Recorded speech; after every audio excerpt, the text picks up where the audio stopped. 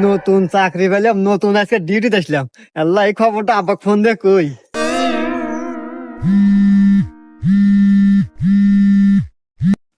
হ্যাঁ বাজান। হ্যালো আব্বা। আব্বা, আমি নতুন চাকরি পাচ্ছি, পুলিশের চাকরি পাচ্ছি। কই? তুই কি করিস বাজান? তুই পুলিশের চাকরি পাচ্ছু?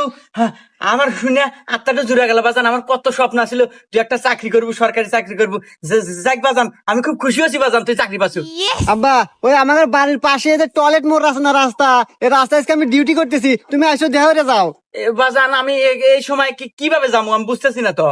আরে আব্বা, আমাদের মোটর সাইকেল আছে না, ওই মোটর সাইকেল বাইরে বাইরে টান দিয়ে আসো। এই যে টয়লেট মোড়ের রাস্তা, এই রাস্তায় আসো, দেখা করি, কথা কই তোমাদের। আচ্ছা আচ্ছা বাবা, ঠিক আছে, আমি এখনই আসতেছি।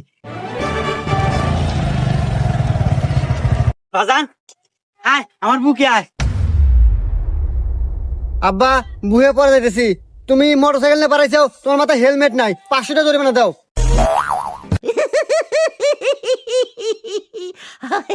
দাদা, আমি কল তোর বাপ। দেখো আব্বা, আইন আইনের গতির চলে, আইনের কোনো বাপ মাও নাই।